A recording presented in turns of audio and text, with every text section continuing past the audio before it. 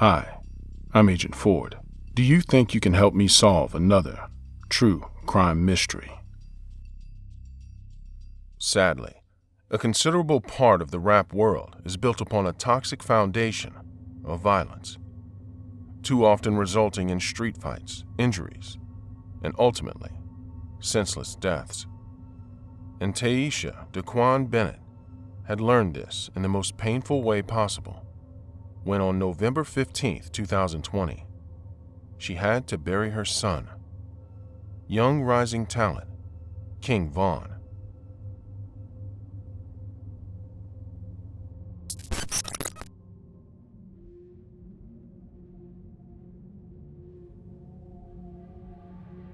Taesha Daquan Bennet was born in Chicago, Illinois on August 9, 1994. He was raised by his mother, Taesha, while his father, Walter E. Bennet, was incarcerated for most of the young Davon's life, and the child only occasionally saw him. Throughout Davon's adult career in his music as the American rapper King Von would appear this incident. Taesha Daquan Bennet first went to jail when he was 16 years old in 2010. Later in 2012, he was arrested and booked for possession of a firearm, and in 2014, at the age of 20, he was accused of being involved in a shooting that resulted in death and injuries. The charges were dropped, but the incident, alongside the young Von's portfolio, caught the attention of Lil Durk, another rapper who later signed him to his label. Lil Durk later said that this was his attempt at keeping King Von out of any more trouble with the police. On December 6, 2018, he made a name for himself with his single, Crazy Story, before releasing his first album, Grandson Volume 1, the following year to modest acclaim. This set off a snowball effect for King Von, slowly pushing his name into the limelight, particularly online. However, in that same year, in June, both Von and Durk appeared in court for allegedly shooting and robbing a man outside a drive-in, stealing $30,000 cash in the process. In 2020, King Von released his second album, LeVon James, in March and was expecting to really hit it big in 2021. But destiny had other plans for the promising King Von.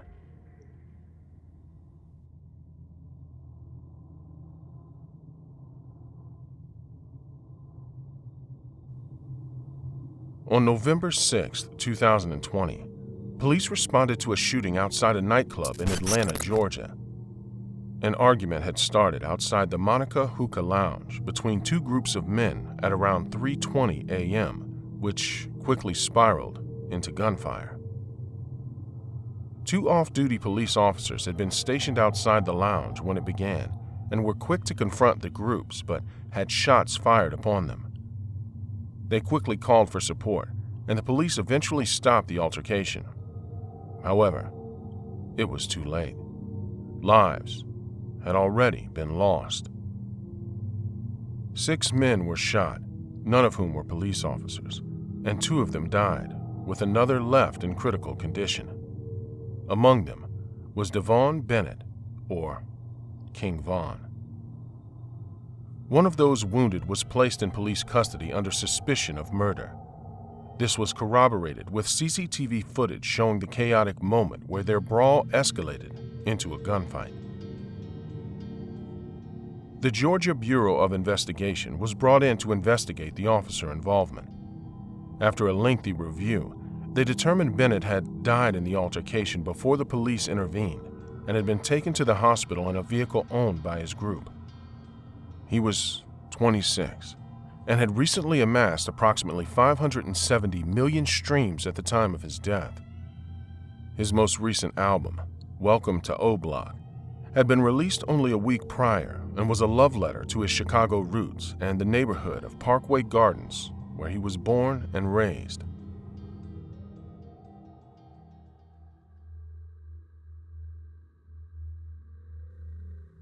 At first, rumors circulating online that King Von had died were dismissed as gossip and false. but it didn't take long for them to be confirmed.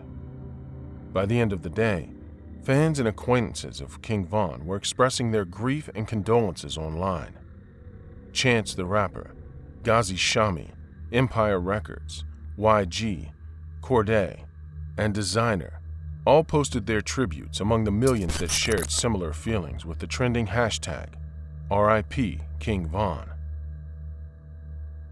On November 15, 2020, he was buried in Chicago, and a procession was held involving his friends and family.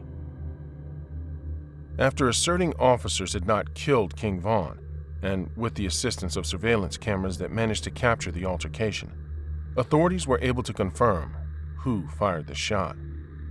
The culprit was Timothy Leaks, known as Lil Tim, a 22-year-old rapper. After being treated for a gunshot wound and held in police custody for a fortnight, he was sent to Fulton County Jail. While there, he denied bond twice despite murder being a non-bondable offense per Georgia's criminal justice system. Despite this, and due to a superior court overruling that took account of his criminal history, his third attempt was successful, and Fulton County Court granted him bail for the sum of $100,000, which he promptly posted on Friday, March 26, 2021. Within no time, Timothy Leaks was back on the streets with a monitor fitted around his ankle. This caused an onslaught of controversy, particularly online. However, witnesses such as Quinado Rano expressed their celebration, referring to him as a god and maintaining the story they had been acting in self-defense. What transpired that night is still up for speculation and hasn't been confirmed. We don't know why the confrontation began, why it escalated as it did, or whether the murder was a deliberate one. Timothy Leaks' intentions haven't been made public, and in the world of gang warfare, it's always difficult to discern the complete truth. Nonetheless, it's clear to see that King Von was a beloved individual on an interpersonal and parasocial level, garnering an enormous follower base of avid fans and close companions alike from a young age. He was taken too soon, and that's always a loss. Shortly after King Von's death, Ghazi Shami, founder and CEO of the most recent record label Bennett had signed under, lamented, "Another young rising star who has gone too soon. I pray for your family, lil bro. We have to find a better way. There is so much senseless violence. This has to stop." It's hard to disagree. The footage and statements both paint a senseless scene that didn't need to happen, built upon a toxic foundation of violence. Let me know what you guys think about this case in the comments below. I always look forward to reading your interesting theories. If you enjoyed this video, don't forget to hit that like button and share it with your fellow investigators. Subscribe to the channel if you haven't already. Hit that notification bell so you never miss a case. With that being said, stay safe, and I'll see you guys at the next crime scene.